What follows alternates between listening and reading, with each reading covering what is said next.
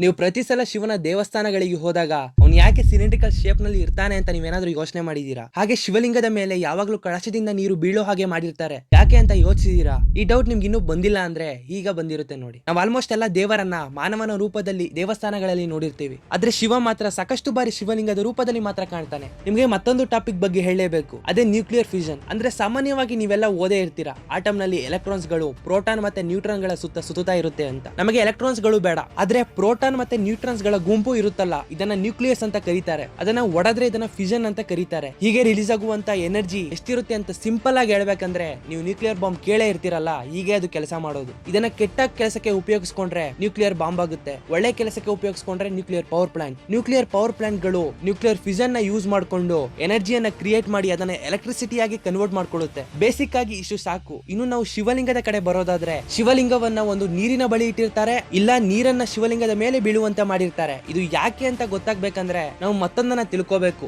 ಶಿವಲಿಂಗವನ್ನ 3 ಭಾಗಗಳಾಗಿ ಬ್ರಹ್ಮ, ವಿಷ್ಣು ಮತ್ತೆ ಶಿವ ಅಂತ ಕರೀತಾರೆ. ಅದರಲ್ಲಿ ಸಾಕಷ್ಟು ಶಿವಲಿಂಗಗಳು ವಿಷ್ಣು ಮತ್ತೆ ಶಿವನ ಭಾಗಗಳು ಮಾತ್ರ ಇರುತ್ತೆ. ಹಾಗೇನೆ ಶಿವಲಿಂಗವನ್ನ ಆಟಮ್ನ 3 ಕಣ ಅಂದ್ರೆ ವಿಷ್ಣುವನ್ನ ಪ್ರೋಟಾನ್ ಹಾಗೆ ಶಿವನನ್ನ ನ್ಯೂಟ್ರನ್ ಅಂತ ಹೇಳಬಹುದು. ಇದು ವೇದವ್ಯಾಸರ ಭಗವದ್ಗೀತೆಯಲ್ಲಿ ಇದೆ. ಇನ್ನೊಂದು ವಿಷಯ, ಆ ಕಾಲದಲ್ಲಿ ಎಲೆಕ್ಟ್ರಾನ್ಸ್ ಗಳು ಪ್ರೋಟಾನ್ಸ್ ಆಗಿ ನ್ಯೂಟ್ರಾನ್ಸ್ ಅಂತ ಇರಲಿಲ್ಲ, ಬದಲಾಗಿ ಇಂಡೈರೆಕ್ಟ್ ಆಗಿ ಹೇಳಿದ್ರು. ಇದು ನಿಮ್ಗೆ ಅರ್ಥ ಆಗಿರಬೇಕು. ಹೀಗಾಗಿ ನಿಮಗೆ ಗೊತ್ತಾಗಿರ್ಬೇಕು ಶಿವನನ್ನ ನ್ಯೂಟ್ರಾನ್ ಮತ್ತೆ ಪ್ರೋಟಾನ್ ನಿಂದಾಗಿರುವ ನ್ಯೂಕ್ಲಿಯಸ್ ಅನ್ಕೊಬಹುದು. ಹಾಗೆ ವೇದಗಳ ಪ್ರಕಾರ ಶಿವಲಿಂಗದ ಮೇಲೆ ನೀರನ್ನ ಅಭಿಷೇಕ ಮಾಡೋದ್ರಿಂದ ಅದರ ಎನರ್ಜಿ ಹೆಚ್ಚಾಗುತ್ತೆ ಅಂತ. ಸಿಲಿಂಡ್ರಿಕಲ್ ಶೇಪ್ ನಲ್ಲಿ ಇರೋದಕ್ಕೆ ಇದೇ ಕಾರಣ.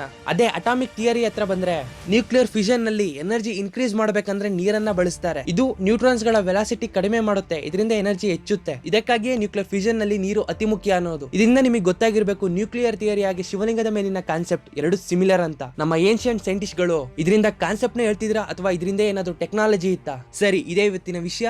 ಸಾಕಷ್ಟು ಜನ ನನ್ನನ್ನ ಇನ್ಸ್ಟಾಗ್ರಾಮ್ ನಲ್ಲಿ ಸಪೋರ್ಟ್ ಮಾಡಿದಿರಿ, ಈ ಕಂಟೆಂಟ್ ಗೋಸ್ಕರ ಕಾದಿದ್ದೀರಿ. ಯೂಟ್ಯೂಬ್ ನಲ್ಲೂ ಕೂಡ ಸಪೋರ್ಟ್ ಮಾಡ್ತೀರಾ ಅನ್ಕೊಂಡಿದೀನಿ. ಸರಿ, ಮುಂದಿನ ವಿಡಿಯೋದಲ್ಲಿ ಮತ್ತೆ ಸಿಗ್ತೇನೆ.